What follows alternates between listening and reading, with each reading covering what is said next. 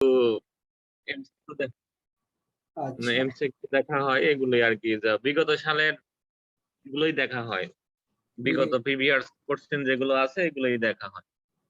আচ্ছা আচ্ছা নতুন করে কিছু পড়ছেন? এসসি গুলোর মধ্যে কি পড়ছেন? আমরা যে সাজেশনগুলোর কথা বলছি ওগুলো পড়ছেন? ওইগুলোই স্যার, ওই যে একটা বই আছে ইউনিকের, একটা বই আছে ব্লু ইকোনমি, এই জাতীয় বই। ব্লু ইকোনমি পড়লাম, স্বাধীনতার 50 বছর পূর্তি, এইগুলো স্যার যেগুলো আর কি আসে। তারপরে অনেক সময় দেখা যায় যে স্যার যে কৃষিতে বাংলা অবদান, এগুলো আমি কিছু কিছু দেখছি। প্রিভিয়াস যে প্রশ্নগুলো আছে ওইগুলোর প্রতি আমি একটু জোর দিচ্ছি স্যার। প্রিভিয়াস যে ব্যাংকে বিভিন্ন সময় আসছে এগুলোর উপর একটু জোর দেয়। আর নতুন যেগুলো আছে যেমন ই মেডিসিন, এগুলো অনেক সময় দেখা যায় গুগল থেকে এগুলো নেওয়া হয়, কালেক্ট করা হয়। আবার অনেক সময় স্যার হচ্ছে এডিটোরিয়ালটা পড়া হয়, এডিটোরিয়াল বিভিন্ন পেপারের এডিটোরিয়াল পড়া হয়। আচ্ছা আমরা একটা এসের কথা বলেছিলাম, প্রথমে আমরা যে সাজেশনগুলোর কথা বলেছি সেখানে বলেছি যে আপনাদের ফোর্থ ইন্ডাস্ট্রিয়াল রিভলিউশন সম্পর্কে একটা এসের কথা বলেছি। ওটা সম্পর্কে কোনো ধারণা আছে ফোর্থ ইন্ডাস্ট্রিয়াল রিভলিউশন সম্পর্কে?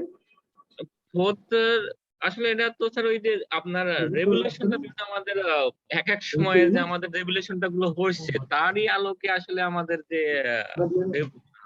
বিপ্লব, যে এখন যে টেকনোলজি চেঞ্জ হয়েছে, টেকনোলজি চেঞ্জ কেন্দ্রিক যে বিপ্লবটা, সেটাই আমাদের ফোর্থ রেভলিউশনের মধ্যে পড়ে স্যার। এই এসেটা যদি আমাদের থাকে ফোর্থ ইন্ডাস্ট্রিয়াল রিভলিউশন, কি লিখবো আমাকে একটু বলবেন? স্যার আমাদের যে মানে আমাদের প্রথম রিভলিউশনটা শুরু হয়েছিল কিন্তু চাকা কেন্দ্রিক। হ্যাঁ ঠিক আছে, এখান থেকে আস্তে আস্তে ক্রমান্বয়ে কিন্তু আমরা এখন যে মোবাইল যে রেভলিউশন হয়েছে, ইন্টারনেট রেভলিউশন হয়েছে, এইগুলো কেন্দ্রিক আসলে আমাদের যেমন হচ্ছে বলেন। এইগুলো মানে আস্তে আস্তে যে রেভলিউশনটা ধাপ, মোবাইল টেকনোলজি বলেন, ইন্টারনেট টেকনোলজি, কম্পিউটার টেকনোলজি, এইগুলো যেমন ন্যানো টেকনোলজি বা আপনার ইনফরমেশন টেকনোলজি, এইগুলো বা ব্যাংকের যে ইনফরমেশন সিস্টেম গুলো, আমাদের ইএফটির মাধ্যমে বেতন, বা আমাদের যে ই নথি, দেশে ডিজিটালাইজেশন হচ্ছে, এইগুলো আসলে মানে ইন্ডাস্ট্রিতেও আপনার যে স্যার উন্নতি বা হচ্ছে, যেমন ইটিপি বা ওই যে আমাদের যে গ্রিন ইকোনমির কথা বলা হচ্ছে, সেখানে কিন্তু পরিবেশ মানে অর্থনৈতিক উন্নয়নের সাথে সাথে যে পরিবেশের যে উন্নয়ন গুলো, এটার উপরেও স্যার আমাদের কিন্তু জোর দেওয়া হচ্ছে। এবং গতকালকে প্রাইম মিনিস্টার বলছে কিন্তু যে আমাদের প্রজেক্ট গুলো হবে, প্রজেক্টের সাথে সাথে যেন ইকোনমিক মানে প্রজেক্টের পরিবেশের যে তা যেন খেয়াল রাখা হয়। এদিকেও কিন্তু প্রাইম মিনিস্টার স্যার একটু আমাদের যদি চ্যালেঞ্জের কথা বলি, কি কি চ্যালেঞ্জ থাকবে fourth industrial রিভলিউশনে?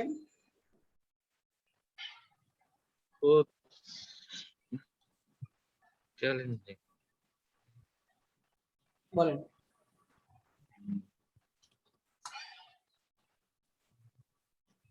Fourth industrial revolution নিয়ে যদি আমরা চ্যালেঞ্জের কথা বলি, কি কি চ্যালেঞ্জ হতে পারে ফোর্থ ইন্ডাস্ট্রিয়াল রিভলিউশনে? চ্যালেঞ্জিং আসলে যে আমরা চ্যালেঞ্জিং বলতে স্যার আমরা যেগুলো প্রবলেম ফেস করব সেগুলো বোঝাতে চাচ্ছেন? না, যদি আপনার এরকম একটা এসে হয় যে fourth industrial revolution challenges and prospects, মানে ফোর্থ ইন্ডাস্ট্রিয়ালের তো আমাদের চ্যালেঞ্জগুলো বেশি হবে, তাই না? চ্যালেঞ্জগুলোই বেশি হবে। সেই চ্যালেঞ্জগুলো যদি জানতে চাই, কি কি কি চ্যালেঞ্জ আসবে, কি কি চ্যালেঞ্জ হবে?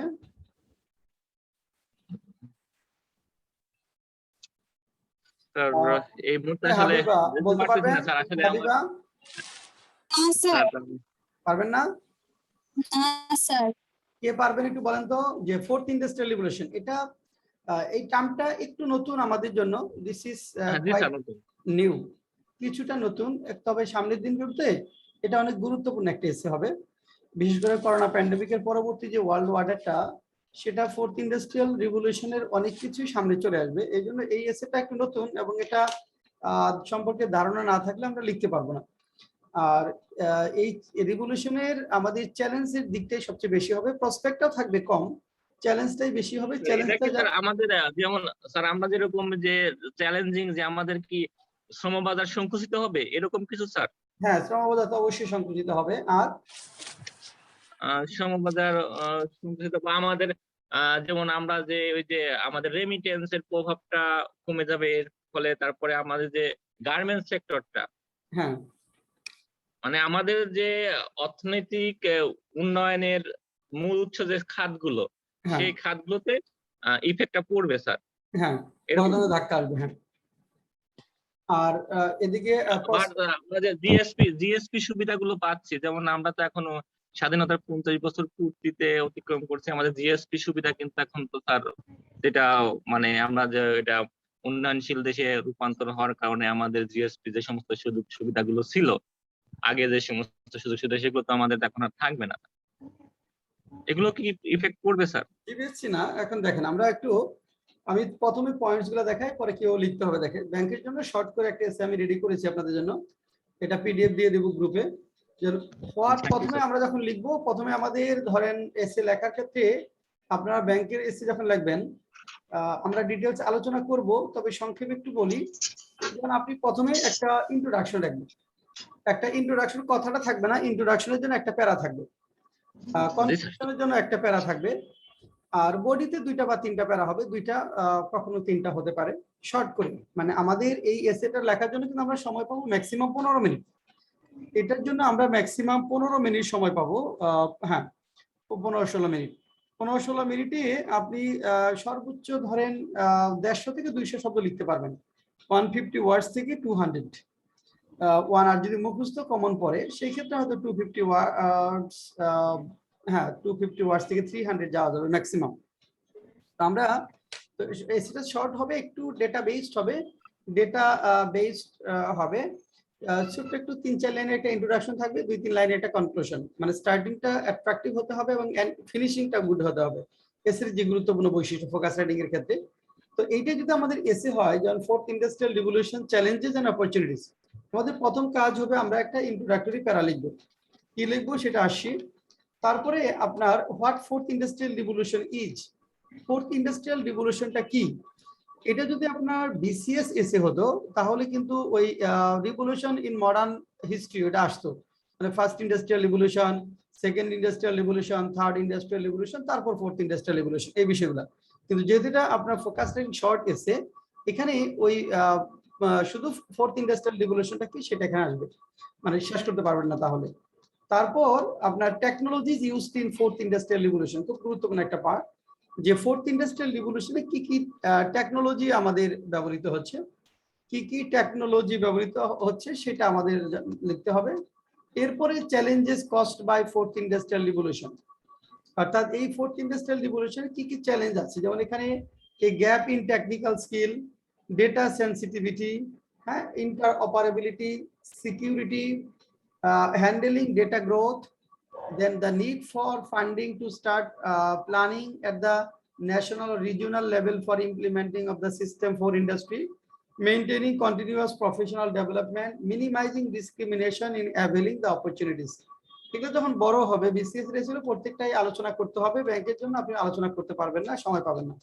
তারপর opportunities accompanied by fourth industrial revolution, এখানে কি কি সুবিধাগুলো আছে, যেমন increased productivity, reduced waste, technology efficiency and quality in processes, greater safety for workers, enhanced decision making, improved competitiveness, promotion of circular economy, promotion of more sustainable patterns of production and consumption. এরপরে আরেকটা para থাকবে যেখানে response of Bangladesh in meeting the challenges and deriving the opportunities, এই চ্যালেঞ্জটা মোকাবেলার ক্ষেত্রে বাংলাদেশ কি response, Bangladesh কিভাবে সাড়া দিচ্ছে সেটা আসবে, সেখানে একটা প্যারা থাকবে। যেমন এখানে বাংলাদেশ যেমন নলেজ বেস সেক্টর ডেভেলপ করছে, IT base sector, e commerce, online services, micro processor, software design, এই বিষয়গুলোর উপর ফোকাস দিই। তারপরে আমাদের একটা কনক্লুশন থাকবে। এখানে যেমন এই এসেটা আমরা 600 ওয়ার্ডস এর একটা এসে এখানে লিখেছি এটা। হ্যাঁ, এখন আপনাকে যেটা করতে হবে, এটা তো বড় হয়তো লিখতে পারবেন না, এটাও আরো ছোট করতে হবে লেখার সময়, আর পড়ার সময় সাধারণত একটু বড়টা পড়তে হয়, লেখার সময় এমনিতে কিছু বাদ করে। আপনি যদি 200 ওয়ার্ডের এসে লিখতে চান সেক্ষেত্রে মিনিমাম 400 ওয়ার্ডের এসে পড়বেন। যে 300 ওয়ার্ড লিখতে চান সেই ক্ষেত্রে আপনি কমপক্ষে 600 ওয়ার্ড এসে পড়বেন। 1000 শব্দ লিখতে চাইলে মিনিমাম 2000 ওয়ার্ডের এসে পড়বেন। এভাবে পড়তে হয় সাধারণত। তো পড়ার সময় একটু বড় পড়তে হবে যাতে লেখার সময় এটা কোয়েনসাইজ করা যায়, কারণ ছোট পড়লে আপনি লেখার সময় এটা আরো ছোট হয়ে যাবে। তো আমরা একটু দেখি, একজন একটু পড়েন তো, আমরা এই এসে যেটা লিখেছি আমরা একটু পড়ি, তাহলেই অনেকগুলা বিষয় ক্লিয়ার হবে। একজন একটু পড়েন।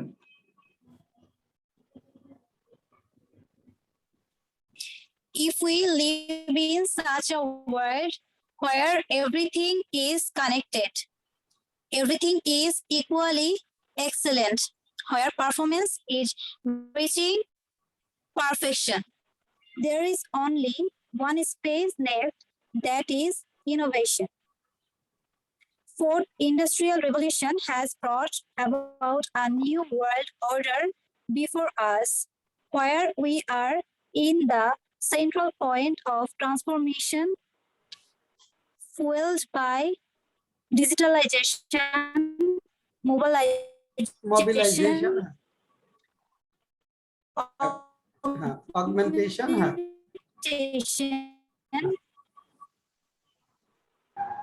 mobilization, augmentation, হ্যাঁ, ডিসইন্টারমিডিয়েশন, disintermediation, and automation. How will we discover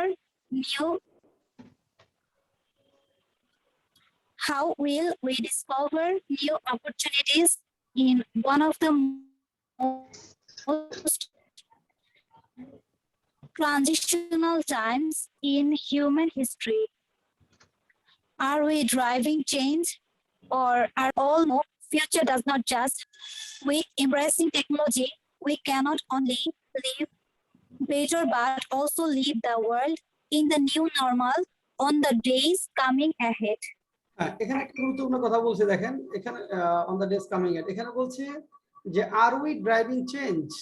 এই যে চেঞ্জটা যেটা আসতে যাচ্ছে, আমরা কি সেটা নেতৃত্ব দিতে যাচ্ছি বা সেটা পরিচালিত করতে যাচ্ছি, or are we being driven by it, অর্থাৎ আমরা এটার দ্বারা মানে ভ্যানিশ হয়ে যাচ্ছি, মানে এটা দ্বারা আমরা জাস্ট ড্রাইভেন বাই, এখানে হলো এটার দ্বারা পরিচালিত হতে যাচ্ছে কিনা, অর্থাৎ আমরা এই চেঞ্জটাকে পরিচালিত করব বা নেতৃত্ব দেবো, নাকি এই পরিবর্তনটা আমাদেরকে নেতৃত্ব দেবে বা পরিচালিত করবে। এই পরিবর্তনটা যদি আমাদেরকে পরিচালিত করে সেক্ষেত্রে আমরা আসলে নাই হয়ে যাব, যেটা এটা। আর যদি আমরা পরিবর্তনটাকে নেতৃত্ব দিতে পারি তাহলে আমরা অনেক ভালো করব, এটা হলো এখানকার মূল কথা। তারপর বলছে decision lies in our hands, we all know future does not just happen, আমরা সবাই জানি যে ফিউচার শুধু ঘটে না, রাদার ইট গেটস হ্যাপেন্ড, এটা ঘটাতে হয়। With embracing technology, we can not only live better but also lead the world in new normal on the days coming ahead. তাহলে আমরা কি করতে পারি? With the embracing technology, এই প্রযুক্তিটাকে আলিঙ্গন করার মাধ্যমে আমরা শুধু ভালোভাবে বাঁচতেই পারবো না, আমরা পৃথিবীর এই যে পরিবর্তন সেক্ষেত্রে নেতৃত্ব দিয়ে সামনের দিকে এগিয়ে নিয়ে যেতে পারবো। এটা হলো আমাদের একটা ইন্ট্রোডাকশন। এখন আপনি যখন ব্যাংকের এসে লিখবেন, হয়তো বড় লিখতে পারবেন না, একটু শর্ট করবেন এখানে। এখানে কিন্তু সবগুলো জিনিসই খুব গুরুত্বপূর্ণ ভাবে উপস্থাপন করা হয়েছে। তারপরে দেখেন what fourth industrial revolution is, এই ফোর্থ ইন্ডাস্ট্রিয়াল রিভলিউশন বলতে আমরা কি বুঝি। তো সেখানে যে জিনিসটা আমরা বলেছি যে fourth industrial revolution, industry 4 refers that technological change is a driver of transformation relevant to all industries, and parts of society. Industry 4 represents a series of significant shifts in the way that economic, political, social value is being created, exchanged, and distributed. These shifts in values are intimately related to the emergence of new technologies that span the digital, physical, and biological world, and they are most powerful when they combine and reinforce one another. Mute থাকেন সবাই। Industry 4 is based on the concept of smart factory। দেখেন এখানে একটা কথা বলেছি যে industry 4 যেটা, এটা স্মার্ট ফ্যাক্টরির উপর ভিত্তি করে প্রতিষ্ঠিত। এখানে একটা স্মার্ট ফ্যাক্টরির উপর ভিত্তি করে, এটা খুব গুরুত্বপূর্ণ একটা কথা। অর্থাৎ দেখেন based on concept of smart factory where the machine are integrated with man through cyber physical system, অর্থাৎ এই যে স্মার্ট ফ্যাক্টরি যে কনসেপ্ট, এই স্মার্ট ফ্যাক্টরি কনসেপ্ট হলো যে machine are integrated with man, ম্যানের সাথে মেশিনের ইন্টিগ্রেশনটা হবে। এখন যেমন আপনার যেটা হয় মেশিনের সাথে ম্যানের ইন্টিগ্রেশন যখন হবে উইথ সাইবার ফিজিক্যাল সিস্টেমের মাধ্যমে, তখন দেখা যাবে যে এই অটোমেশনটার জন্য হয়তো একটা যখন মেশিন ম্যানের সাথে ইন্টিগ্রেশন করা হবে, তখন আপনার হয়তো 10 জন মানুষ চাকরি হারাবে। আর স্মার্ট ফ্যাক্টরির কনসেপ্টটাই হলো যে এখানে লেবার ওরিয়েন্টেড বিষয়গুলো থাকবে না। হ্যাঁ, এখানে আপনার আমাদের যেটা হবে মেশিনের সাথে মানুষের ইন্টিগ্রেশনের মাধ্যমে একটা স্মার্ট ফ্যাক্টরি আইডিয়াটা, এখানে মূলত আপনার প্রচুর একটা পিপল কর্মসংস্থান হারাবে। এটা এই গুরুত্বপূর্ণ। আরেকটা কথা বলছি, in other words, industry 4 is a new level of organization that manages and controls the whole value chain of personalized product to satisfy customer need. Digitalization is the most important element in Industry 4 because it allows to connect man and technology. Man এবং প্রযুক্তির connect হবে এই আমাদের industry 4 এ। তাহলে এখানে technological চেঞ্জের মাধ্যমে আমরা নতুন একটা যে রিভলিউশনের দিকে যাচ্ছি, যে রিভলিউশনের ক্ষেত্রে আমাদের অনেকগুলো বিষয়ের পরিবর্তন হবে। যেমন আমাদের ইকোনমিক বা পলিটিক্যাল সোশ্যাল ভ্যালু যেগুলো আছে এগুলো সবগুলোই পরিবর্তন হবে। Economic, political, social value is being created, exchange and distributed. অর্থাৎ ক্রিয়েটেড হবে, এক্সচেঞ্জ হবে, ডিস্ট্রিবিউটেড হবে। The shifts in values are intimately related to the emergence of new technologies that span the digital, physical and biological world, and they are most powerful when they combine and reinforce one another. বিশেষ করে যখন একে অন্যের সাথে আমাদের reinforce করা হবে, অর্থাৎ এখানে মেশিনের সাথে যখন মানুষের ইন্টিগ্রেশন এবং অন্যান্য প্রযুক্তির রিইনফোর্সমেন্ট হবে, তখন বিশাল একটা শক্তিতে পরিণত হবে এই বিষয়গুলো। এটা হলো ডেফিনিশন। এরপরে দেখেন technologies used in fourth industrial revolution. এখানে এই টেকনোলজি নামগুলো আপনাদের মুখস্থ রাখতে হবে, মনে রাখতে হবে, কারণ এগুলো আমাদের মূলত ইউজ হবে। একটা সেকেন্ড, একটা মিনিট।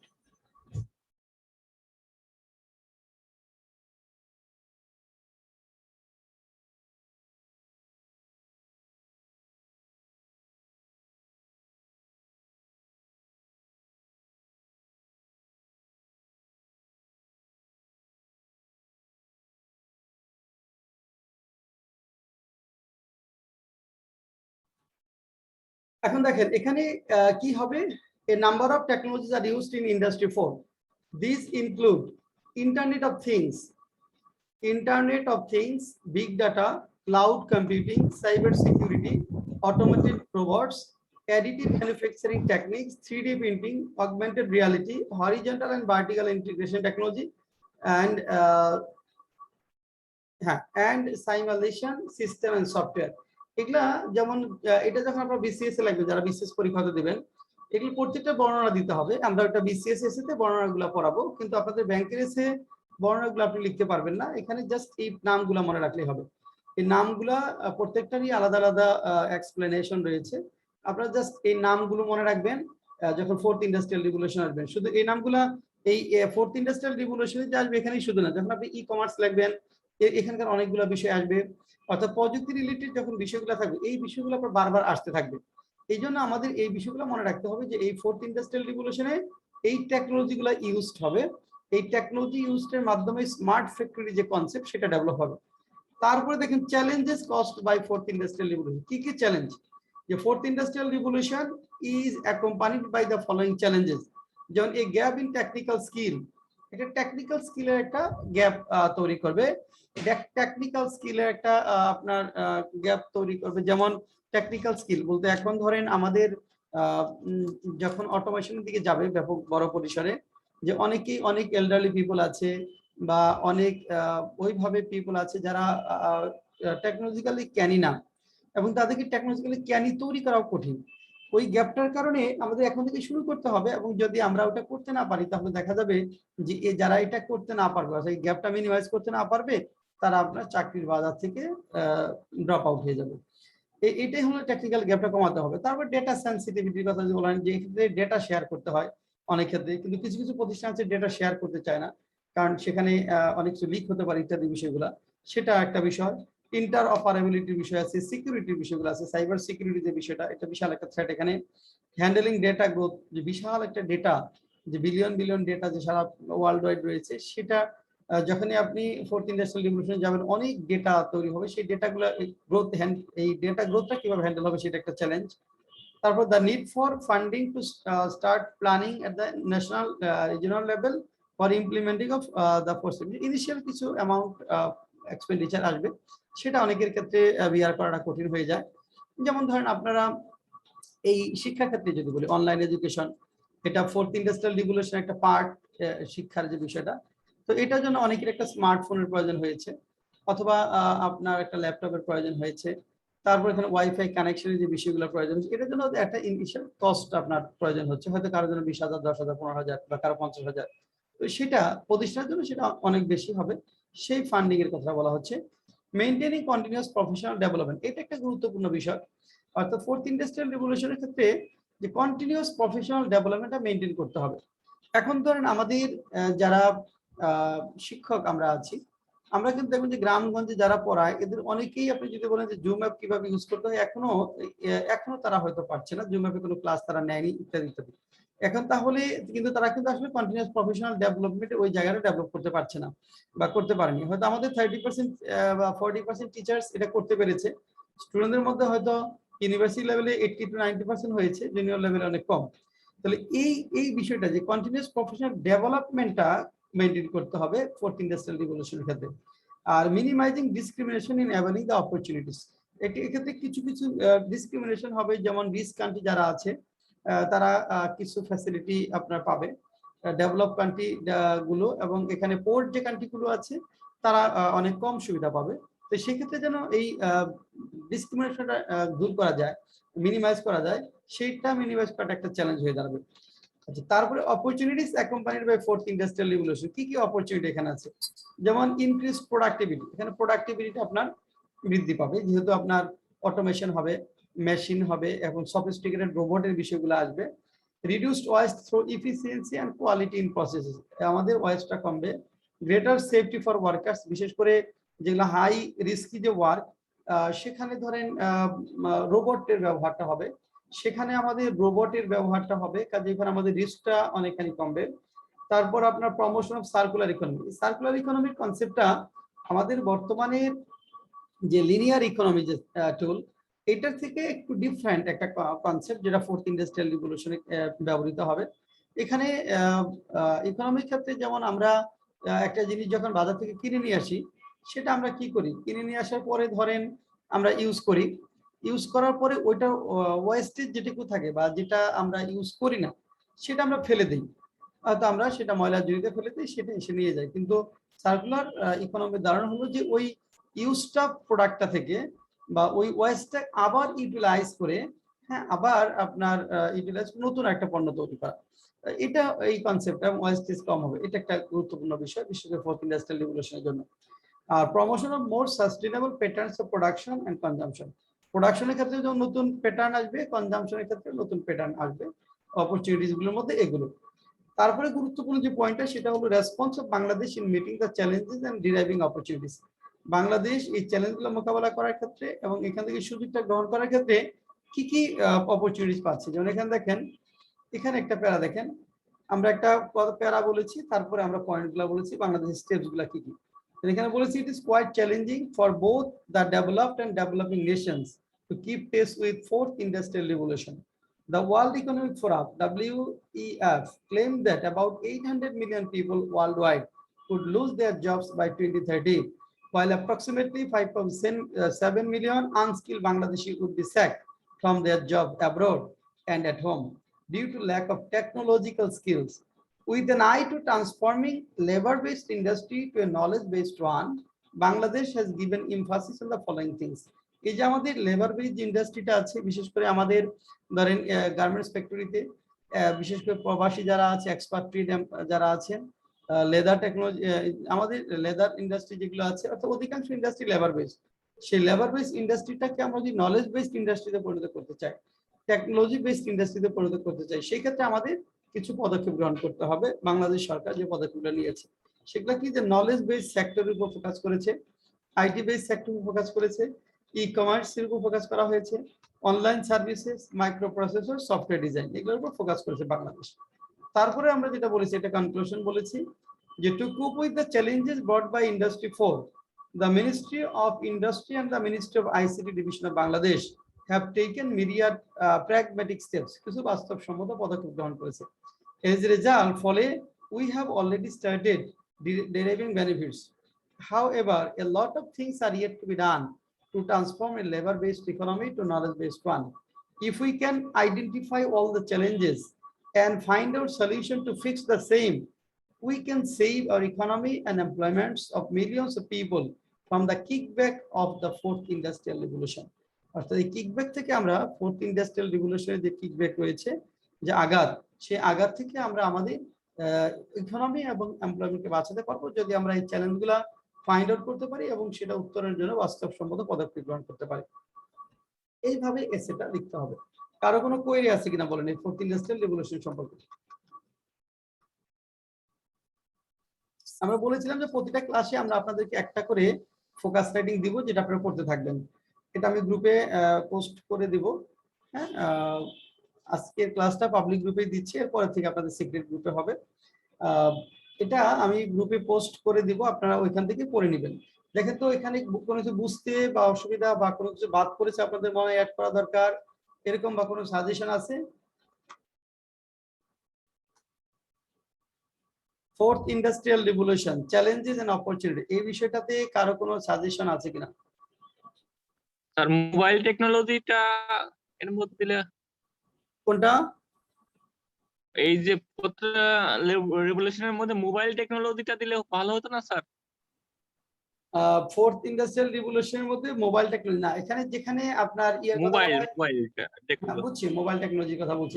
এখানে আসলে এখানে এই টেকনোলজি এর কথাটা বলেছে যে টেকনোলজিগুলোর কথা বলেছে তার মধ্যে মোবাইলটা ইনক্লুডেড না। এখানে আপনার এখানে যে টেকনোলজিগুলো আছে internet of things, big data, cloud computing, cyber security, automated robots, additive manufacturing techniques, কারণ মোবাইল তো অনেক আগে আসা। হ্যাঁ, মোবাইল এক্সিস্টিং যে টেকনোলজিগুলো আছে সেগুলো তো আপনার ব্যবহৃত হবে। বিশেষ করে এই প্রযুক্তিগুলোর কথা বলছে যে এই টেকনোলজিক্যাল ডিভাইস এই টেকনোলজি গুলো ব্যবহৃত হবে ফোর্থ ইন্ডাস্ট্রিয়াল রিভলিউশন। এখানে এটার উপরই কথা বলা হয়েছে, মোবাইলটা নাই, নতুন করে অ্যাড করা যাবে না। আচ্ছা, আর কোনো কোয়েরি, আর কোনো কিছু? এখন আপনি এটা যখন লিখবেন যেমন এটা হ্যাঁ বলেন। যেমন রোবোটিক্স আছে না একটা টেকনোলজি, ন্যানো টেকনোলজি? হ্যাঁ, রোবোটিক্সটা তো দিয়েছি আমরা, সফিস্টিকেটেড রোবোটিক যেটা সেটা তো আছে এখানে। আচ্ছা, ন্যানো টেকনোলজি স্যার দিয়া যায়? ন্যানো টেকনোলজি, হ্যাঁ ন্যানো টেকনোলজি ন্যানোটেকনোলজির কথা আপনার ফোর্থ ইন্ডাস্ট্রিয়াল রিভলিউশনে বলেনি, এই 10টা প্রযুক্তির কথাই মূলত বলা হয়েছে। হ্যাঁ, এটা তো আমরা নিয়েছি এর থেকে, এই প্রযুক্তির কথাগুলো বলা হয়েছে, এগুলাই, এর বাইরে এগুলা কিছু বলে না। এই 10টাই মূলত 10টা জিনিস একটু থাকবে। আচ্ছা, এখানে আর যেটা বলছিলাম আমি, যেমন এই এসেটা হলো তখন 600 ওয়ার্ডের, কিন্তু আপনি তো 600 ওয়ার্ডে লিখতে পারবেন না পরীক্ষার খাতায়। পরীক্ষার খাতায় হয়তো আপনি 150 থেকে 200 লিখতে পারবেন। তাহলে সেই ক্ষেত্রে হয়তো আপনার ইন্ট্রোডাকশনটা এখানে অনেক বড় করেছি, এখানে হয়তো ইন্ট্রোডাকশনটা আপনি 3 থেকে 4 লাইনে করবেন। কারণ এখানে যে ইন্ট্রোডাকশনটা এটা তো আপনার বইয়ে আপনি খাতায় লিখলে 10 পেজের উপরে 10 লাইনের উপরে হয়ে যাবে। ইন্ট্রোডাকশন তো ব্যাংকের ক্ষেত্রে ফোকাসটা বড় লেখা যাবে না, এখানে আপনি একটু শর্ট করবেন। তারপর ধরেন এখানে what fourth industrial revolution is, এখানে একটু বড় করেছি, এখানে আপনি একটু শর্ট করতে পারেন এটা। তারপর আপনার টেকনোলজি এখানে বাদ দেওয়া যাবে না কিছুই, চ্যালেঞ্জেস গুলোর মধ্যেও বাদ দেওয়া যাবে না, এখানে প্রত্যেকটা চ্যালেঞ্জই রয়েছে, এই চ্যালেঞ্জগুলো রাখতে হবে। অপরচুনিটির মধ্যে কিছুই বাদ দেওয়া যাবে না। তারপর response of Bangladesh in meeting the challenges and deriving opportunity, এখানে হয়তো আপনি কিছু শর্ট করতে পারেন, এখানে কিছু শর্ট করা যাবে। কিন্তু পয়েন্টগুলোর ক্ষেত্রে বিশেষ knowledge base sector, IT base sector, e commerce, online services, micro process software, এইগুলো বাদ দেওয়া যাবে না। কনক্লুশনটা একটু ছোট করা যাবে, কনক্লুশন একটু ছোট করা যাবে। এইভাবে এই আমাদের ফোকাস রাইটিংটা লিখতে হবে। বলেন হাবিবা, কোনো কোয়েরি আছে এটা সম্পর্কে? হাবিবা কথা বলা যাচ্ছে না, মাইক্রোফোন কাছে নিয়ে বলুন। না, আপনার সাউন্ড রিচ হয় না, আপনার সাউন্ডটা কোয়ালিটি খুব পোর, বোঝাই যাচ্ছে না। স্মৃতি দেখেন তো কোনো এডিশন আছে এটার সাথে? স্মৃতি কোনো কোয়েরি আছে?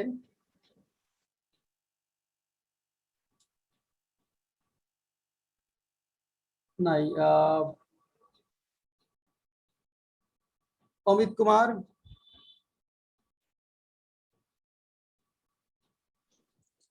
স্যার আপাতত কোয়েরি নেই, কিন্তু আগের দিনে স্যার ফোকাস রাইটিং এর যে শীটটা দিছিলেন সেটা মিস করে গেছি স্যার, পাইনি। ওইটা যদি পেতাম একটু ভালো হতো আমার।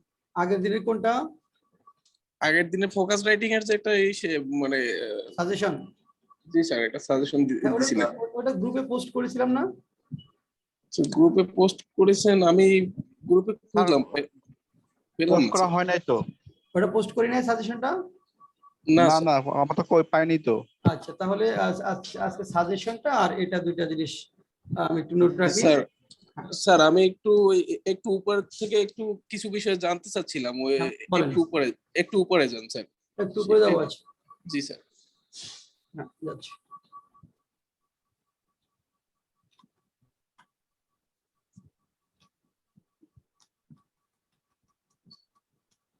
এখানে না স্যার, আরেকটু উপরে স্যার। এখানে এগুলো না? হ্যাঁ বলেন। জি sir, technology used in fourth industrial রেভলিউশনের মধ্যে স্যার এই সেই কিছু কিছু বিষয়ে বিগ ডাটা জিনিসটা জানি না, বুঝতে পারলাম না। বিগ ডাটা বলতে কি অনেকগুলো ডাটা এরকম কিছু না অন্য কিছু স্যার? আচ্ছা, বিগ ডেটাটা, আচ্ছা এটা প্রত্যেকটা ব্যাখ্যা আমাদের, এটা আমরা দিয়েছি। এটা আমাদের বিসিএস এর এসে যেখানে করেছি এখানে এটা এসেটা আছে। আমি একটু আপনাদের দেখি ওটা শেয়ার করতে পারি কিনা, একটা মিনিট।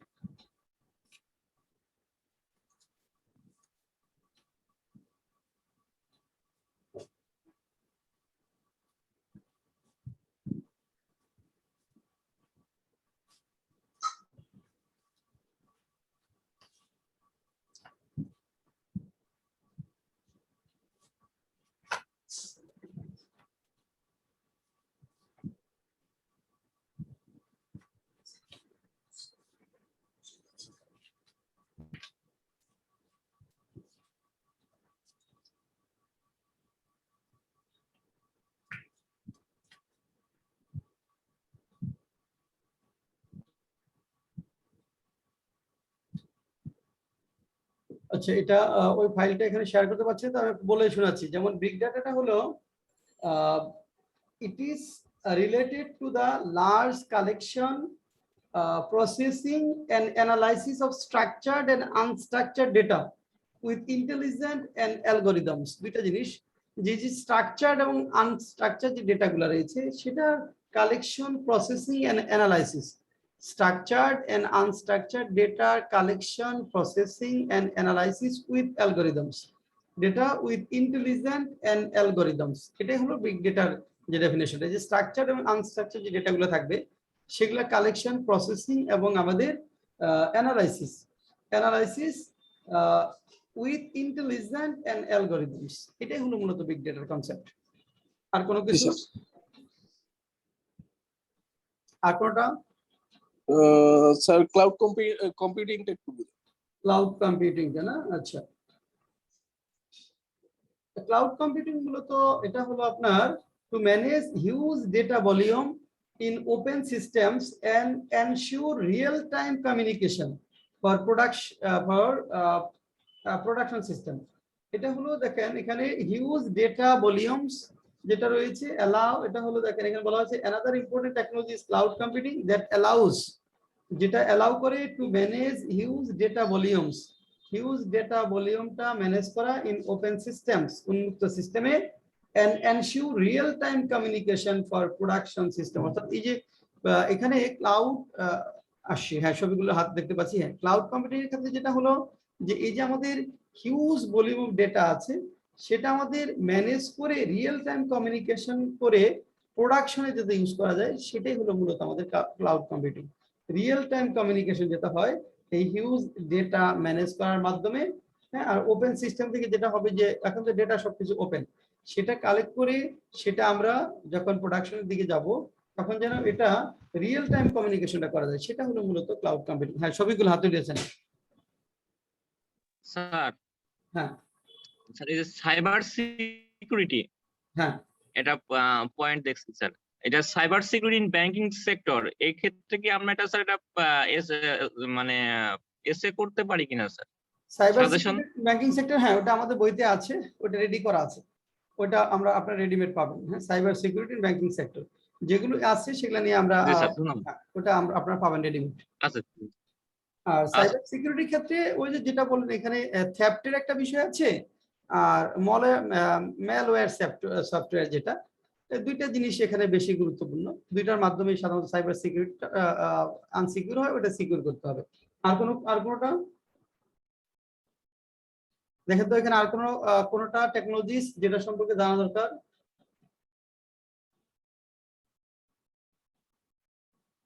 3D প্রিন্টিং ওটা বোঝা যাবে মোটামুটি, ওর নাম দেখেই কিছু বোঝা যাচ্ছে। হ্যাঁ, নাম দেখেই কিছু কিছু বোঝা যাচ্ছে। আচ্ছা, তাহলে একটু কিছু কিছু নাম মেমোরাইজ করে নিতে হবে, এগুলো টেকনোলজিক্যাল টার্ম। দেখেন তো লিখতে পারবেন? এখন যদি এটা পরীক্ষায় আসে লেখা যাবে?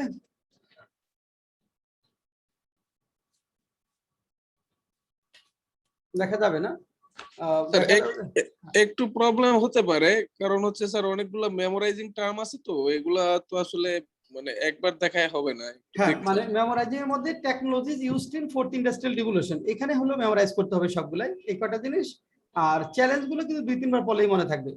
চ্যালেঞ্জ গুলো 2-3 বার পড়লেই মনে থাকবে। এটা মানে যে গ্যাপ ইন টেকনোলজিক্যাল স্কিল, এখানে যেটা বলা হচ্ছে বাংলাদেশে যে আমাদের এখন যেটা হবে যে স্টার্ট, মানে এখন স্টার্ট করার সময় এই ফোর্থ ইন্ডাস্ট্রিয়াল রিভলিউশনের জন্য। হ্যাঁ, স্টার্ট, এবং যারা অলরেডি শুরু করেছে যাতে তারা কন্টিনিউয়াস ডেভেলপমেন্টটা করে, সেটা একটা বিষয়। এটা এখানে টেকনোলজিক্যাল গ্যাপ মিনিমাইজ করার জন্য এটা করতে হবে। আর ডেটা সেন্সিটিভিটি যেটা বললাম যে অনেকে ডেটা শেয়ারিং এর দরকার হবে, কিন্তু এখানে অনেকে শেয়ার করতে চাইবে না। অনেক কোম্পানি বা প্রতিষ্ঠান আছে ডেটা থার্ড পার্টির কাছে শেয়ার করতে চাইবে না, কিন্তু থার্ড পার্টির কাছে শেয়ার করতেই হবে যদি আপনি এই ফোর্থ ইন্ডাস্ট্রিয়াল রিভলিউশনের ম্যাক্সিমাম বেনিফিটটা পেতে চান। সেটা একটা সমস্যা হয়। ইন্টারঅপারেবিলিটিটাও একটা চ্যালেঞ্জ হতে পারে। সিকিউরিটি তো অবশ্যই, হ্যান্ডেলিং ডেটা গ্রোথ, যেহেতু huge amount billions of data এখন ওপেন, সেখান থেকে আমাদের ডেটা গ্রোথটা যেটা বাড়বে সেটা হ্যান্ডেল করা। এটা মোটামুটি চ্যালেঞ্জ গুলো এবং প্রসপেক্ট গুলো আপনার 1-2 বার পড়লেই পারা যাবে, 2-3 বার পড়লেই পারা যাবে। আর বাংলাদেশ কি কি পদক্ষেপ নিচ্ছে সেটাও পারা যাবে। ইন্ট্রোডাকশন কনক্লুশনটা শর্ট করে নেবেন 2-3 মিনিটের, 2-3 লাইনে। আর শুধু এই technology used in fourth industrial revolution এটা মেমোরাইজ করলেই হবে। এবং এই শব্দগুলো অবশ্যই মনে রাখতে হবে, কারণ এগুলাই আপনার সামনের দিনগুলোতে টেকনোলজি রিলেটেড যে বিষয়গুলো আসবে সবগুলো এখানে কিছু কিছু পার্ট সেখানে যাবে। হ্যাঁ, 2-3টা 3টা 4টা করে যাবে। যেমন আপনি ই কমার্স যদি যান সেখানে এখানকার কয়েকটা বিষয় যাবে। হ্যাঁ, ই কমার্স, গুড গভর্নেন্স এর মতো বিষয়গুলো লিখবেন, তখনও কিন্তু এই বিষয়গুলো আসবে। এগুলো একটু মনে রাখতে হবে। এটা যদি মুখস্থ আপনি লেখেন তখন এক্সামিনার বুঝবে যে না, ইয়েস আপনি এই টেকনোলজিক্যাল এই টার্মগুলো সম্পর্কে জানেন, এটা সম্পর্কে আপনার আইডিয়া রয়েছে। হ্যাঁ, শফিকুল হাত উঠিয়েছিলেন। স্যার, হ্যাঁ, উত্তর পেয়ে গেছি স্যার। ওই ডাটা সেন্সিটিভিটি ওটার এটা কি আমি বুঝতেছিলাম না বিষয়টা। হ্যাঁ, আচ্ছা, ঠিক আছে। ওকে, তাহলে এটা এই পর্যন্তই থাক। আমরা ক্লাস শেষে এটা দিয়ে দেবো, আপনারা একটু পড়ে নেবেন। হ্যাঁ, আমরা কঠিন যেগুলো সেগুলো একটু আপনাদেরকে দিব। যেমন এরপরে আমরা বাংলাদেশে রোল মডেল অফ ডেভেলপমেন্ট, এটা নিয়ে একটা ফোকাস রাইটিং হতে পারে। ওইটা আমরা বিশেষ করে সবগুলো বিষয় পয়েন্ট সাইজ করে, এটা নর্মালি বড় এসের জন্য গুরুত্বপূর্ণ, অনেক তথ্য লিখতে হবে। শর্ট এসে আসলে কিভাবে লিখতে হবে সেটাও যেন আমরা লিখতে পারি, ওটার জন্য ওইটা থাকবে। ই কমার্স আপনাদের জন্য অনেক গুরুত্বপূর্ণ বিষয়, সেটা আমরা নিয়ে আসবো। প্রত্যেকটা ক্লাসে একটা একটা করে নতুন বিষয় আলোচনা করব, এবং এখানে আপনাদের যে মতামতগুলো আছে, আপনারা যে ডেটাগুলো জানেন সেগুলো দিয়ে হেল্প করতে পারবেন। কারণ আমরা মোটামুটি ডেটা বেসড করব, তারপরেও আপনাদের কাছে আরো ডেটা থাকতে পারে যেটার মাধ্যমে আরো রিচ করা যাবে। হ্যাঁ, অমিত কুমার হাত উঠিয়েছেন। স্যার তালেবানের উপর কোনো ফোকাস রাইটিং আছে আপনার কালেকশনে স্যার? কালেকশনে নাই, ওটা আমরা সাজেশনের মধ্যে রাখছি, ওটা রেডি হয়ে যাবে। আর আপনাদের ওই যে কয়েকদিন আগে সিকিউরিটিজ এন্ড এক্সচেঞ্জ কমিশন একটা কোশ্চেন আসছিল, ওইটা সিকিউরিটিজ এন্ড এক্সচেঞ্জ কমিশন একটা আর্গুমেন্টারি বেসে আসছিল, ওই পরীক্ষাটা কেউ দিছিলেন আপনারা? না স্যার, দেইনি। ইয়াংস্টারদের নিয়ে কথা বল, ইয়াংস্টারদের নিয়ে, অর্থাৎ ইয়াংস্টারদের যে ক্রমাগতভাবে ভায়োলেন্ট অ্যাক্টিভিটিতে জড়িয়ে যাচ্ছে, সেই ক্ষেত্রে কিশোর গ্যাং। হ্যাঁ, কিশোর গ্যাং মূলত ইয়াংস্টারটাই কথা ছিল এখানে। এটা জন্য বলছি যে প্যারেন্টস এবং টিচারদের, বিশেষ করে তাদের যে ইমোশনাল লার্নিং বা সোশ্যাল লার্নিং, এটা থেকে বঞ্চিত হওয়ার কারণে এটা হচ্ছে। আপনি একমত পোষণ করেন কিনা? এটা খুব গুরুত্বপূর্ণ একটা কোশ্চেন। এই ধরনের কোশ্চেন আরো সামনের পরীক্ষাগুলোতে আসতে পারে।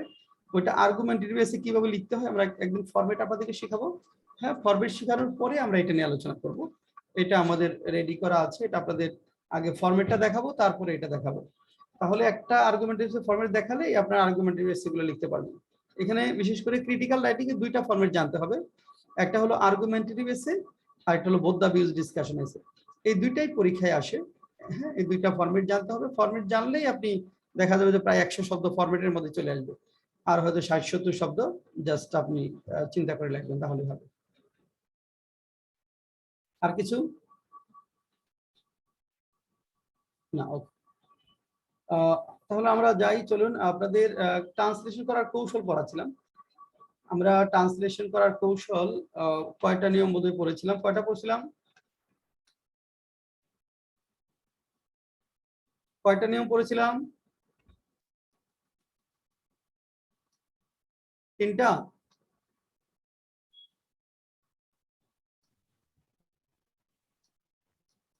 দেখো তো 4 নাম্বার কি পড়েছিলাম, যে বাংলা বাক্য।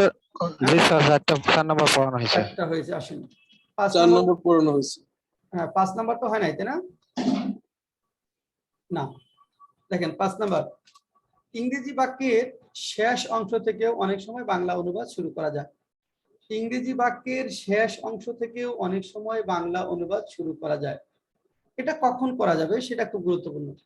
বিশেষ করে আপনি যখন দেখবেন যে বড় একটা সেন্টেন্স এবং শেষের অংশে প্রিপোজিশন আছে এবং প্রিপোজিশনের পরে আরো অংশ বিশেষ রয়েছে, তখন আমরা ইংরেজি বাক্যের শেষ অংশ থেকে বাংলা অনুবাদ শুরু করতে পারবো। অনেক বড় সেন্টেন্স, শেষের দিকে প্রিপোজিশন আছে এবং তারপরে আরো অংশ বিশেষ রয়েছে, তখন করা যাবে। যেমন দেখেন, এখানে আমরা যদি বলি the mosque is said to have been built during the tenure of the Mughals, এখানে ডিউরিংটা আমরা প্রিপোজিশন, অফটা প্রিপোজিশন, ডিউরিংটাকে যদি ধরি, দেখেন ডিউরিং এর পরে ডিউরিংটা প্রিপোজিশন, তারপরে আরো অংশ বিশেষ আছে, এখান থেকে আমরা শেষের অংশ থেকে শুরু করতে পারি।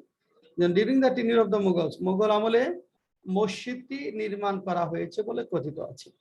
মোগল আমলে মসজিদটি নির্মাণ করা হয়েছে বলে কথিত আছে। তাহলে শেষের অংশে যখন প্রিপোজিশন এবং তারপরে আরো অংশ বিশেষ থাকবে, তখন বড় বাক্য অনুবাদ করার সময় ইংরেজি থেকে বাংলা, তখন আমরা প্রিপোজিশনের পরের অংশটা আগে অনুবাদ করে তারপর সেন্টেন্সের বাকি অংশ অনুবাদ করতে পারি। Then the great leader has solved the problem with prudence and wisdom, এখানে উইথ এর পরে আরো অংশ বিশেষ আছে। তাহলে দূরদর্শিতা এবং প্রজ্ঞার মাধ্যমে মহান নেতা সমস্যাটি সমাধান করেছেন। দূরদর্শিতা এবং প্রজ্ঞার মাধ্যমে মহান নেতা সমস্যাটি সমাধান করেছেন। এরপরে যেটা আমরা পাবো, অনেক ক্ষেত্রে বাক্য গঠন করার সময় সাবজেক্ট খুঁজে পাওয়া যায় না, এক্ষেত্রে ব্যক্তি বোঝালে ওয়ানকে সাবজেক্ট হিসেবে ধরতে হয়। দেখেন, খুব গুরুত্বপূর্ণ একটা নিয়ম, ভেরি ভেরি ইম্পর্টেন্ট রুল। অনেক সময় আপনি এরকম সেন্টেন্স পাবেন যে সেন্টেন্স লিখতে গেছেন কিন্তু সাবজেক্ট খুঁজে পাওয়া যাচ্ছে না, তখন কি হবে? তখন আমাদের যদি যে যার দ্বারা কাজটি হচ্ছে সে যদি ব্যক্তি হয়, তাহলে ওয়ানকে সাবজেক্ট হিসাবে ধরতে হবে।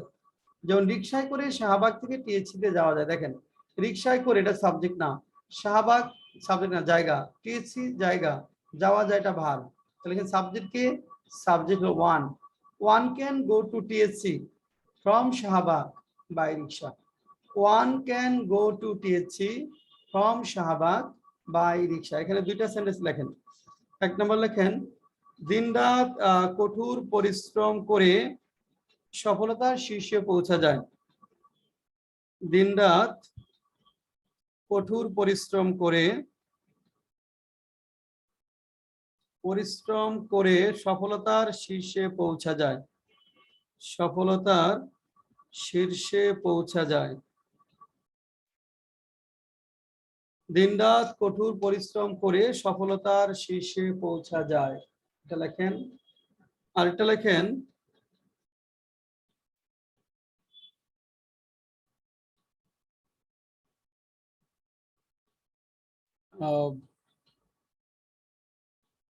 অদূরদর্শী সিদ্ধান্ত নিয়ে বিপদে পড়তে হয়। অদূরদর্শী সিদ্ধান্ত নিয়ে বিপদে পড়তে হয়। এক নম্বর, দিনরাত কঠোর পরিশ্রম করে সফলতার শীর্ষে পৌঁছা যায়। 2 নম্বর, অদূরদর্শী সিদ্ধান্ত নিয়ে বিপদে পড়তে হয়। এই দুইটা আমরা লিখবো। এখানে কোনো সাবজেক্ট নাই, ওয়ানকে সাবজেক্ট ধরে সেন্টেন্স দুইটা করেন। 1 নম্বর, দিনরাত কঠোর পরিশ্রম করে সফলতার শীর্ষে পৌঁছে যায়। 2 নম্বর, অদূরদর্শী সিদ্ধান্ত নিয়ে বিপদে পড়তে হয়।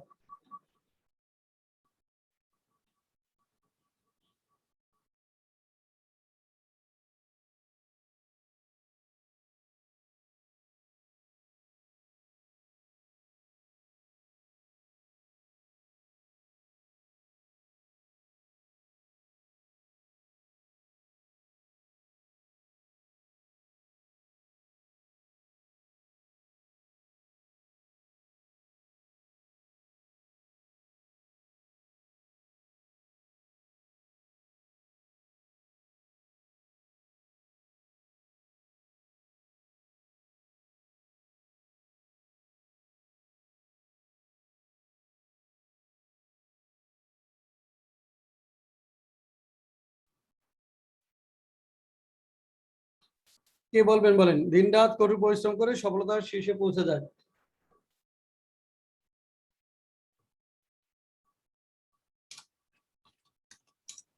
কে বলবেন?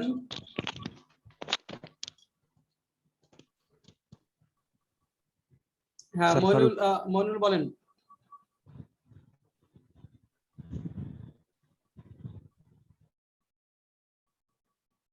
মইনুল ইসলাম লিখছেন। স্যার শেষ করতে পারিনি, একটু লিখছি। One can achieve at the top of success by hard working. হ্যাঁ, দিন রাত করে, হ্যাঁ, তাহলে ওয়ান ক্যান রিচ, কিন্তু হচ্ছে one can rich the top বা pinnacle of success, pinnacle বা top, pinnacle of success by working hard, working hard day and night. পরেরটা বলেন, পদদর্শ সিদ্ধান্ত নিয়ে বিপদে পড়তে হয়।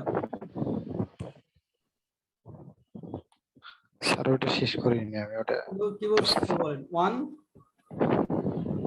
ওটা করিনি। আচ্ছা, এখানে one has to use করে, one has to fall in danger. Sir, হ্যাঁ, one can face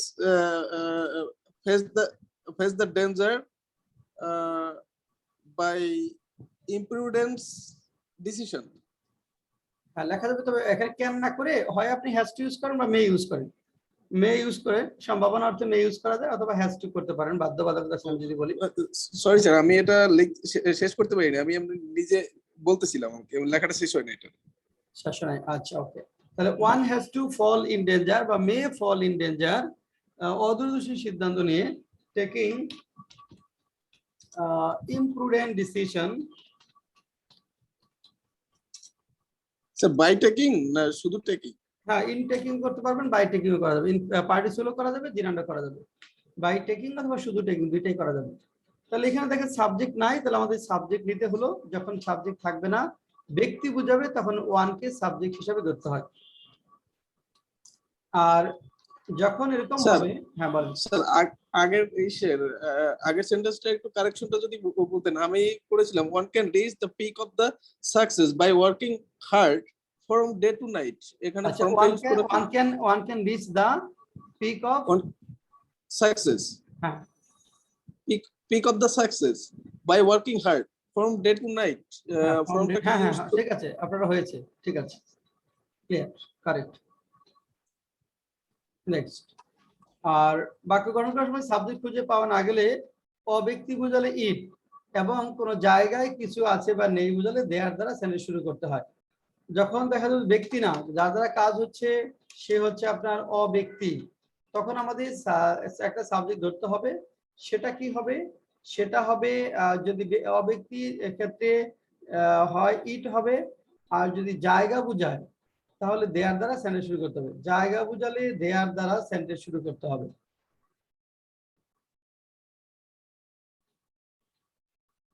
এখন দেখেন, যদি আমরা এখানে আসি, যেমন এরকম যে বলা হয় যে এটা কিনতে 50 টাকার বেশি লাগে না, ইট কস্ট নো মোর দেন 50 টাকা। যদি এরকম হয়, দেখেন যে বর্ষাকালে একটা সেন্টেন্স লেখেন, বর্ষাকালে বাংলাদেশে প্রচুর বৃষ্টি হয়। বর্ষাকালে বাংলাদেশে প্রচুর বৃষ্টি হয়। বর্ষাকালে বাংলাদেশে প্রচুর বৃষ্টি হয়। শীতকালে বাংলাদেশে বৃষ্টি হয় না বললেই চলে। শীতকালে বাংলাদেশে বৃষ্টি হয় না বললেই চলে। বৃষ্টি হয় না বললেই চলে। শীতকালে বাংলাদেশে বৃষ্টি হয় না বললেই চলে। তারপর লেখেন, আমাদের গ্রামে একটি ছোট নদী আছে, কিন্তু এটি বর্ষাকালে শীতকালে শুকিয়ে যায়। আমাদের গ্রামে একটি ছোট্ট নদী আছে, কিন্তু এটি বর্ষাকালে শীতকালে শুকিয়ে যায়, শীতকালে শুকিয়ে যায়।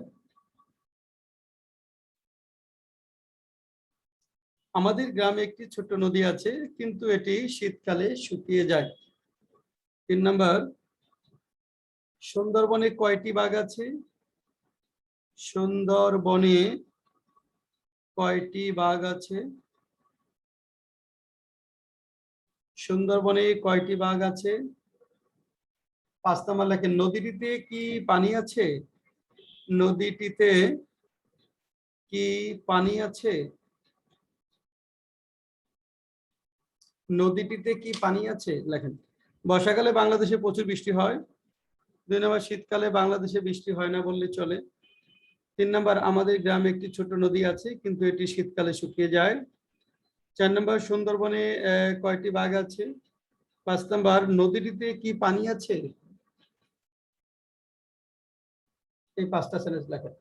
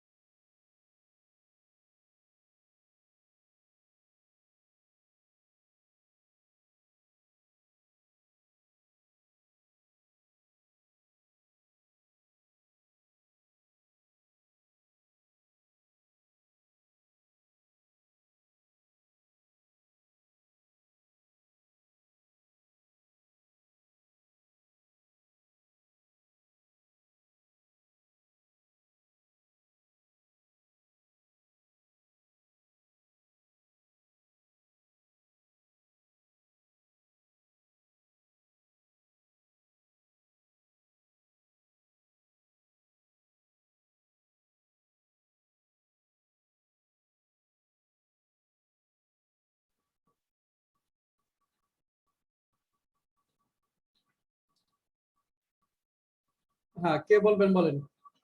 যারা বলতে চান হাত উঠাতে পারেন, তাদের মধ্যে থেকে আমরা জিজ্ঞেস করবো।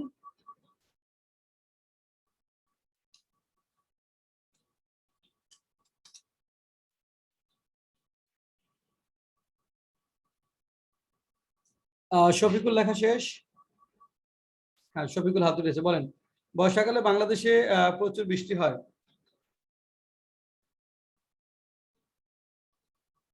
শফিকুল আনমিউট করে বলেন। স্যার দ্যাট দিয়ে করছি স্যার। হ্যাঁ, কিভাবে There বলেন? is mass rain. There is mass rain there is mass rain in rainy season Bangladesh. এটা দ্যাট দিয়ে না করে ইট দিয়ে করলে ভালো হয়। যেমন বাংলাদেশে প্রচুর it heavily rains in Bangladesh in the monsoon. হ্যাঁ, এটা জায়গা অর্থে তো না, একটা সময়, এই জন্য ইট দিয়ে করলে ভালো। It heavily heavily rains in Bangladesh in the monsoon. 3 number, শীতকালে বাংলাদেশে বৃষ্টি হয় না বললে চলে। স্যার হ্যাঁ বলেন। it heavily rains in Sir, Bangladesh. Sir ওটা আমি ওটা হ্যাঁ few একদমই বলেন। তে হ্যাঁ, করছি, Amit Kumar, there are few rain, there না ফিউ বলা যাবে না, এটা আপনার আচ্ছা। আনকাউন্টেবল, তো ফিউ আসবে। স্যার আমি এখানে করছি, এটা তো মেবি হবে না। it has to rain in rainy season. না টু ওইভাবে না, এটা ইট হ্যাজ টু ওই সেন্সে না। It heavily rains in Bangladesh in the monsoon, এই মাত্রাটা অ্যাডভার্ব দ্বারা লিখবেন। মাত্রা মানে এখানে প্রচুর, হেভিলি, হেভিলি বলেন এখানে। পরেরটা বলেন শফিকুল, শীতকালে বাংলাদেশে বৃষ্টি হয় না বললেই চলে।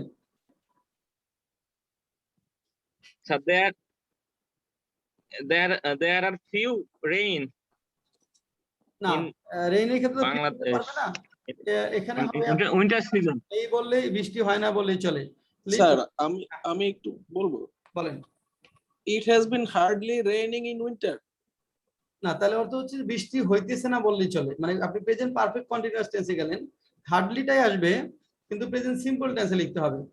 ইট রেয়ারলি অথবা হার্ডলি বা স্কার্সলি বা সেলডম, যেটাই বলেন। It hardly, rarely, seldom, scarcely rain in Bangladesh in the winter. এখানে কি আগে উইন্টার পরে বাংলাদেশ দেওয়া যাবে?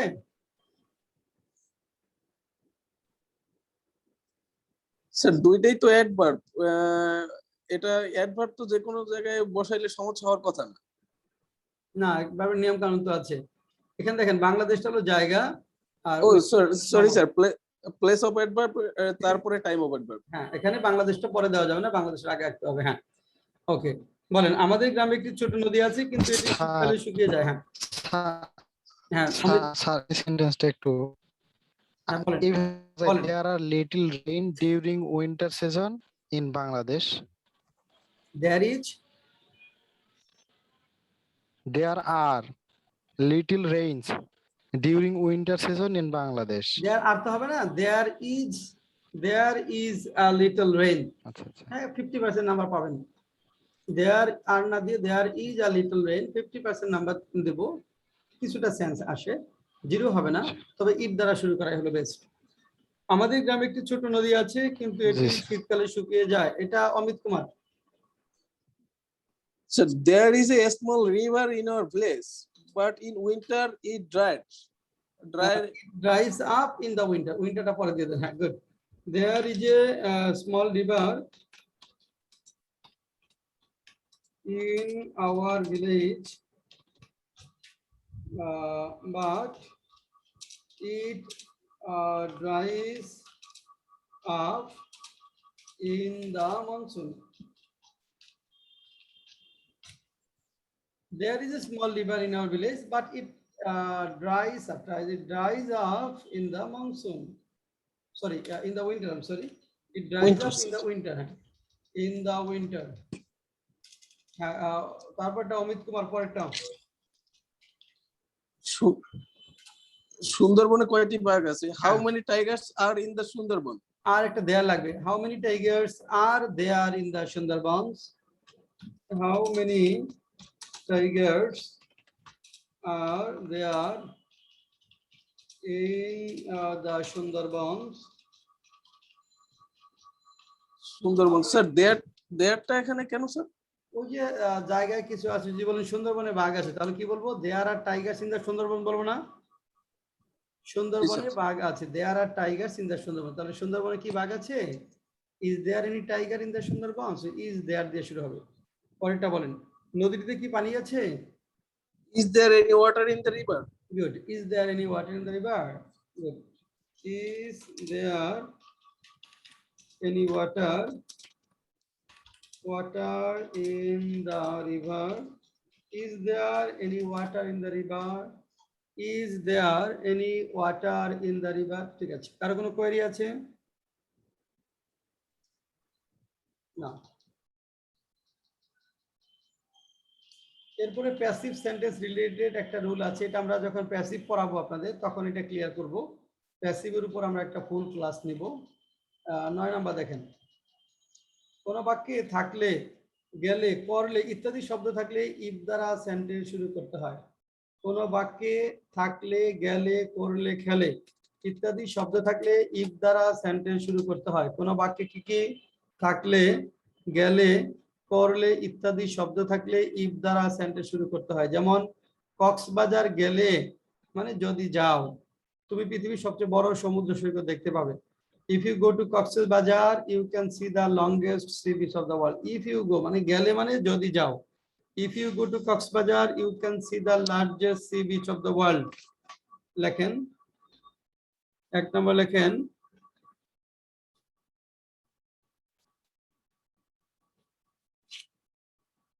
আমার অনেক টাকা থাকলে, আমার অনেক টাকা থাকলে, আমার অনেক টাকা থাকলে আমি দেশে একটি বিশ্বমানের ক্যান্সার হাসপাতাল প্রতিষ্ঠা করতাম। ক্যান্সার হাসপাতাল প্রতিষ্ঠা করতাম। আমার অনেক টাকা থাকলে আমি দেশে একটি বিশ্বমানের ক্যান্সার হাসপাতাল প্রতিষ্ঠা করতাম। আমার অনেক টাকা থাকলে আমি দেশে একটি বিশ্বমানের ক্যান্সার হাসপাতাল প্রতিষ্ঠা করতাম। 2 নম্বর, আমি দেশের প্রধানমন্ত্রী হলে, দেশে সম্প্রীতির রাজনীতি শুরু করতাম। সম্প্রীতির রাজনীতি শুরু করতাম। 3 নম্বর, চালক সতর্ক হলে যাত্রীরা মারা যেত না। চালক সতর্ক হলে যাত্রীরা মারা যেত না। যাত্রীরা মারা যেত না। 4 নম্বর, তাপ দিলে পানি বাষ্পে পরিণত হয়। তাপ দিলে পানি বাষ্পে পরিণত হয়।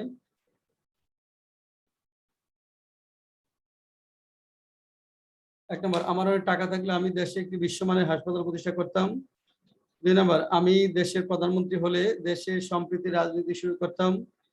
চালক সতর্ক হলে যাত্রীরা মারা যেত না। তারপর তাপ দিলে পানি বাষ্পে পরিণত হয়। তাপ দিলে পানি বাষ্পে পরিণত হয়। আমি আবার বলছি, আমার অনেক টাকা থাকলে আমি দেশে একটি বিশ্বমানের হাসপাতাল প্রতিষ্ঠা করতাম। 2 নম্বর, আমি দেশের প্রধানমন্ত্রী হলে দেশের সম্প্রীতি রাজনীতি শুরু করতাম। 3 নম্বর, চালক সতর্ক হলে যাত্রীরা মারা যেত না। 4 নম্বর, তাপ দিলে পানি বাষ্পে পরিণত হয়।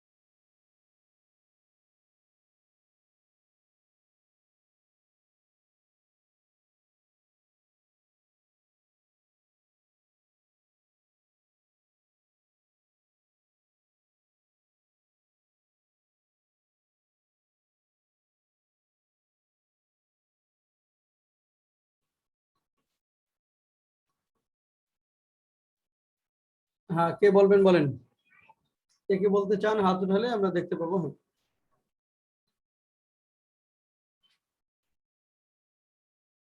অমিত কুমার হাত উঠিয়েছে, মইনুল হাত উঠিয়েছে, স্মৃতি হাত উঠিয়েছে। আচ্ছা, স্মৃতির কাছে যাই। স্মৃতি বলেন প্রথমটা। আমারও টাকা থাকলে আমি দেশে একটি বিশ্বমানের হাসপাতাল প্রতিষ্ঠা করতাম। আনমিউট করে বলেন। Sir, if I have a lot of money, I will establish a world-class cancer hospital. If I, আচ্ছা হ্যাভ লিখবো না হ্যাড লিখবো? Had sir. হ্যাড হবে। অসম্ভব কল্পনা হ্যাড বুঝাই। অসম্ভব কল্পনা বলতে সেকেন্ড কন্ডিশনে যেতে হবে। হ্যাভ এর পরিবর্তে হ্যাড, বি ভার্ব থাকলে ওয়ার। ইফ আই হ্যাড অনেক আলাদা স্যার মানে, এই যে করতাম তো উল্লেখ আছে স্যার, হ্যাঁ পাস্ট তো উল্লেখ আছে স্যার, পাস্ট তো উল্লেখ আছে করতাম, হ্যাঁ হ্যাঁ হ্যাঁ, তারপরে অসম্ভব কল্পনা সেকেন্ড কন্ডিশন ওই পাস্ট উল্লেখ সেন্টেন্স। আছে।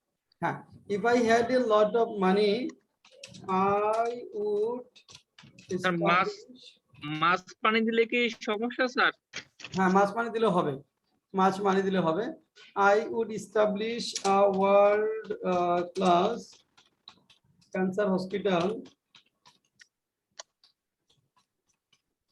In the country.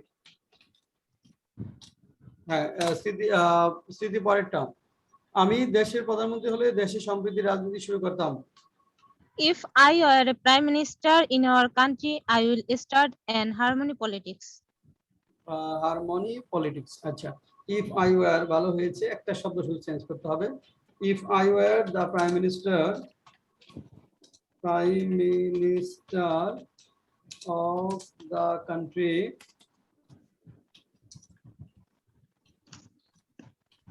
I would start. হ্যাঁ, সম্প্রীতি রাজনীতি কি হবে? Harmony politics. Harmony, the politics of harmony বলতে পারেন, এটা বলেন। Sir friendly politics. হ্যাঁ, ফ্রেন্ডলি পলিটিক্স। ফ্রেন্ডলি বন্ধুত্বপূর্ণ রাজনীতি। হ্যাঁ, ফ্রেন্ডলি কাছাকাছি যায়। দ্য পলিটিক্স অফ হারমোনি, আরো ভালো। হারমোনিটা পরে দেন, নাউন তো এটা, এই জন্য পরে নিয়ে গেলাম। The politics of harmony. হ্যাঁ, স্থিতি পরেরটা। চালক সতর্ক হলে যাত্রীরা মারা যেত না। স্যার আর করতে পারিনি। আচ্ছা, অমিত পরেরটা। If the driver were alert, the passenger would not die. আচ্ছা, ইফ দা, মইনুল কি লেখছেন এটা?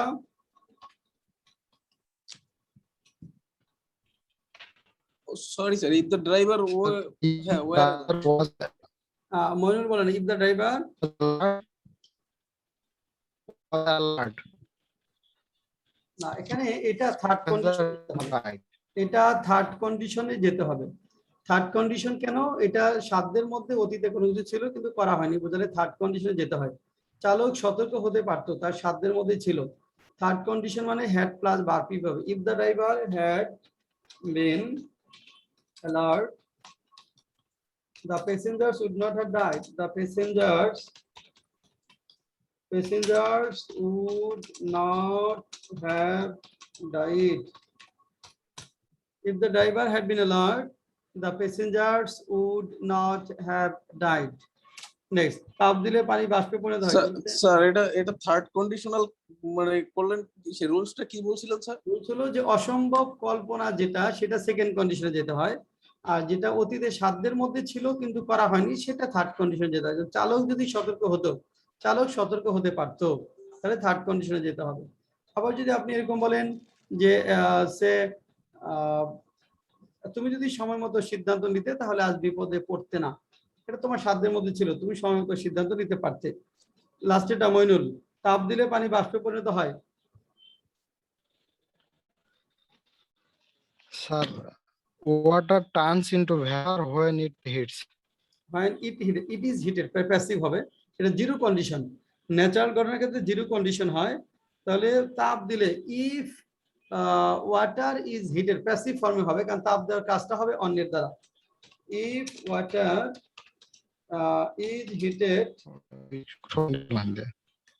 হ্যাঁ, if water is heated it turns into vapour, it turns into vapor. If water is heated, it turns into vapor. হ্যাঁ, কারো কোনো query আছে বলেন?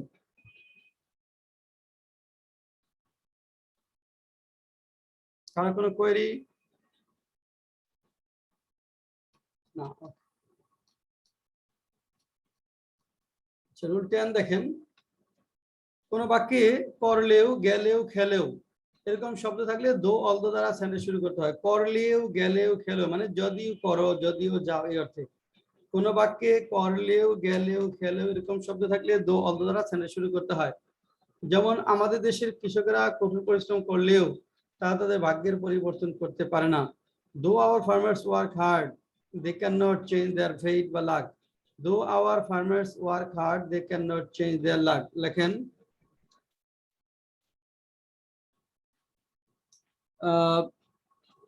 কিছু ছাত্রছাত্রী পরীক্ষার প্রশ্নপত্র ফাঁস করলেও পরীক্ষায় ভালো করতে পারে না। কিছু ছাত্রছাত্রী পরীক্ষার প্রশ্নপত্র ফাঁস করলেও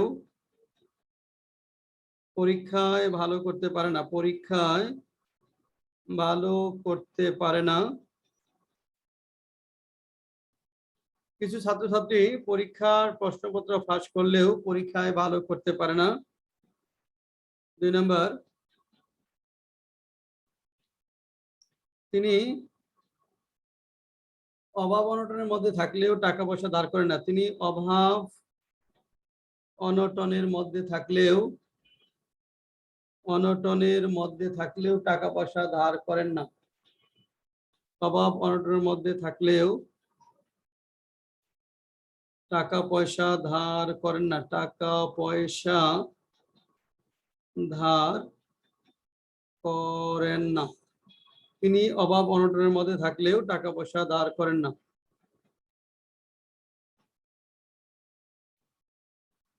তার অনেক টাকা থাকলেও তিনি গরিবদের জন্য খরচ করেন না। তার অনেক টাকা থাকলেও তিনি গরিবদের জন্য দান করেন না। তার অনেক টাকা পয়সা থাকলেও তিনি গরিবদের জন্য দান করেন না। লেখেন,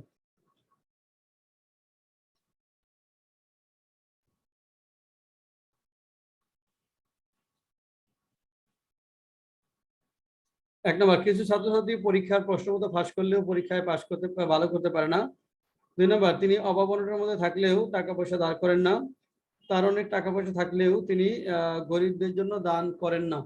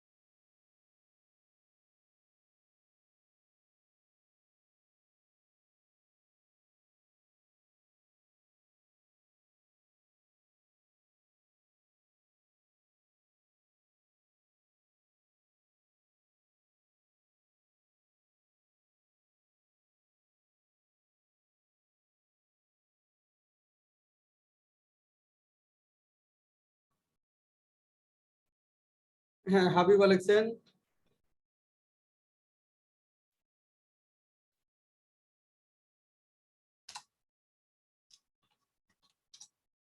আচ্ছা। শফিকুল লিখছেন,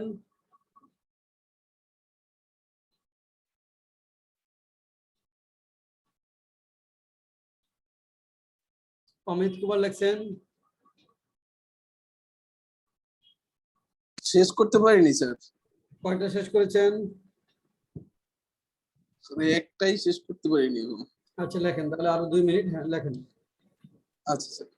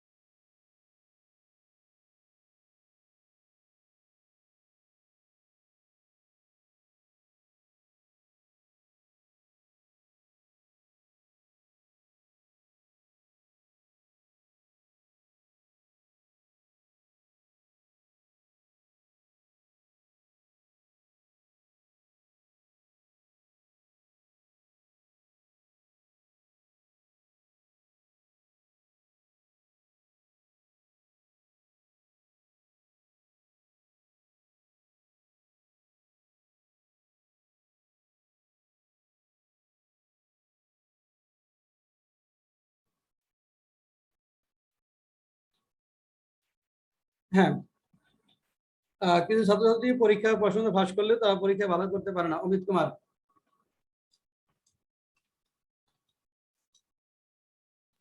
স্যার হ্যাঁ।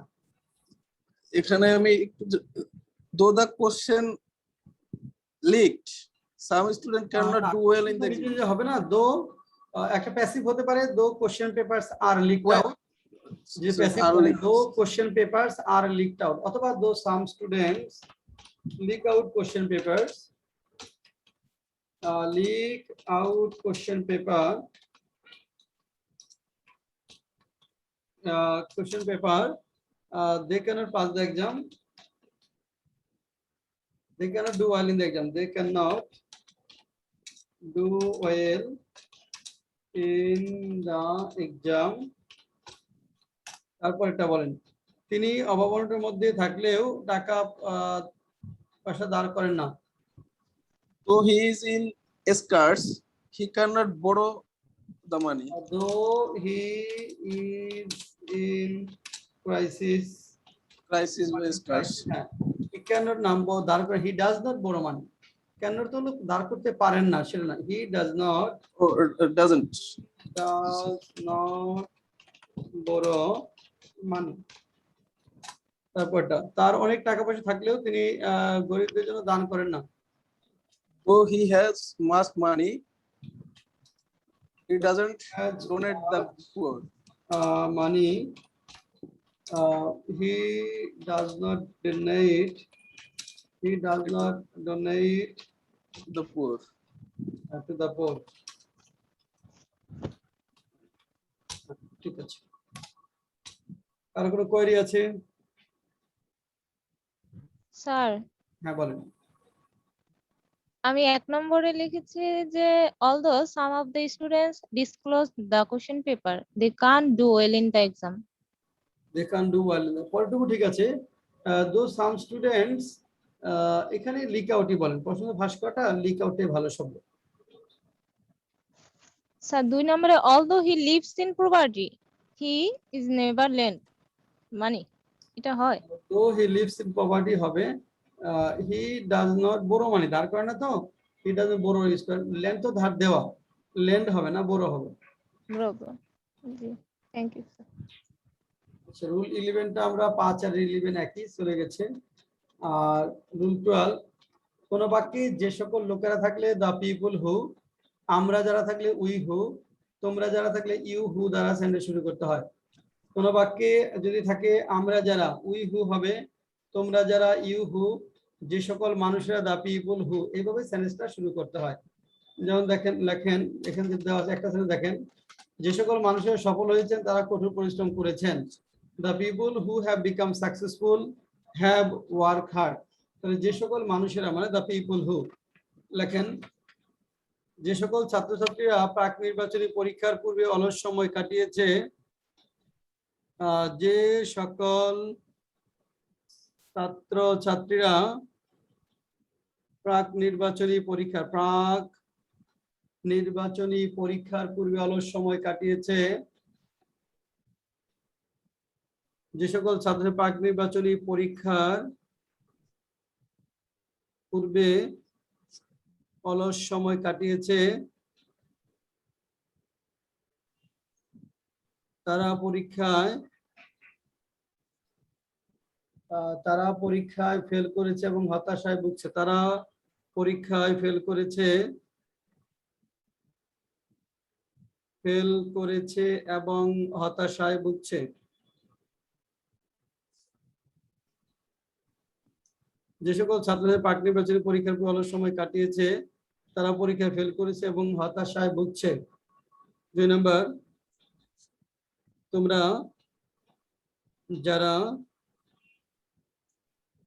যারা ভাগ্যে বিশ্বাস করো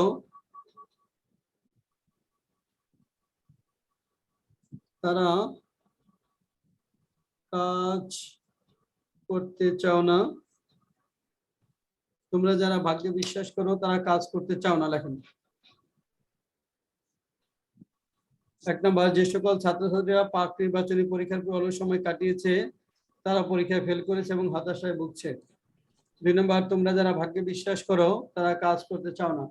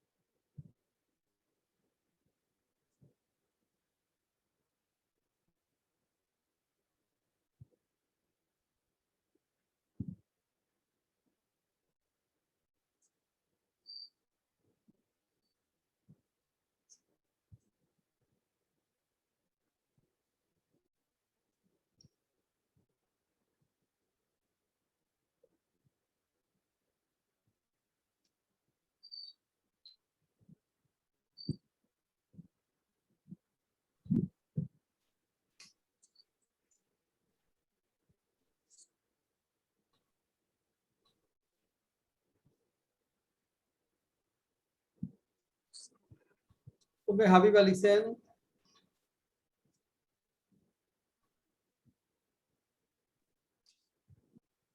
Zahid Hasan,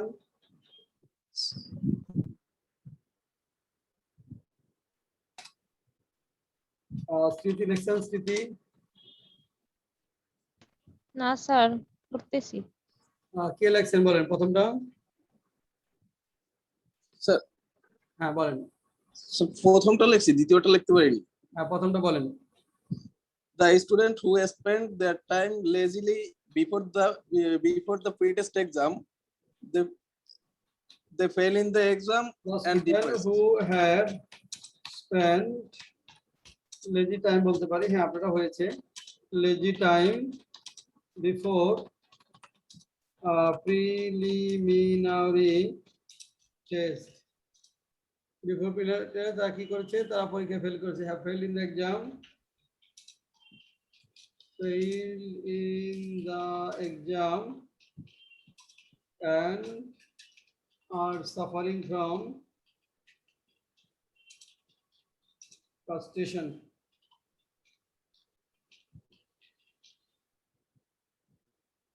The students who have spent lazy time before preliminary test have failed in the exam, তারা ফেল করেছে and are suffering from frustration। পরেরটা, তোমরা যারা ভাগ্যে বিশ্বাস করো তারা কাজ করতে চাও না। স্যার এটা লিখছি, you who have believed in fate have not worked. আর একটু চেঞ্জ করতে হবে, যারা কাজে তোমরা যারা ভাগ্যে বিশ্বাস করো, who believe, have believe না, মানে have believe নাউন ফর্মে করতে পারেন, অথবা you who believe in luck কাজ করতে চাও না, do not want to work,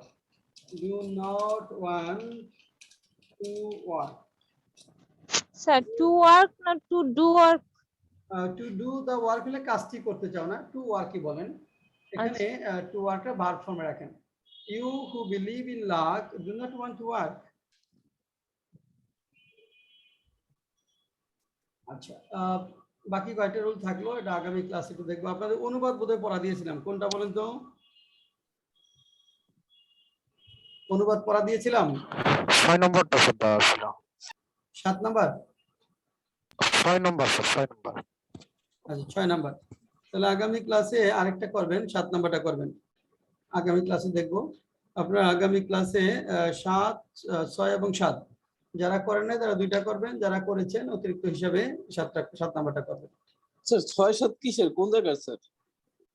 আপনাদের একটা অনুবাদ একটা শীট দিয়েছিলাম, দেখবেন গ্রুপে আছে, গত সপ্তাহে দিয়েছি। অনুবাদের একটা শীট দিয়েছি, আমি দেখাই দিচ্ছি। স্যার পাইনি। হ্যাঁ স্যার দেখছিলেন? পাইনি। পাওয়ার তো কথা, আপনি খুঁজছেন? স্যার এই যে ব্যাংকার জোনে? হ্যাঁ ব্যাংকার জন্য যে এটা আছে যে আপনার, হ্যাঁ ব্যাংকার জন্য ওই যে 18,000 মেম্বার যেটা আছে ওইখানে দিয়েছি।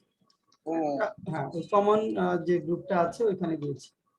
2টা ক্লাস ওপেন রাখছি তো এই জন্য ওখানে দিচ্ছি সবগুলো, তারপরে আপনারা সিক্রেট গ্রুপে পাবেন। এই শীটটার 6 নম্বর আর 7 নম্বর। 6 নম্বরটা শুরুটা হলো according to some myths and legend Gazi Pir was A Muslim Saint, এটা করবেন। আর 7 নাম্বারটা হলো কুয়াকাটা লোকালি নোন এর Sagarkanya is a rare scenic spot located on the southern most tip of Bangladesh. হ্যাঁ ওই গ্রুপে একটু দেখবেন, হ্যাঁ ব্যাংকার জনের গ্রুপে আছে। আর আজকে আমি 2টা দিয়ে দিচ্ছি, সাজেশনেরটা আর 4th ইন্ডাস্ট্রিয়াল রেভলিউশনটা। আজকে শেষ।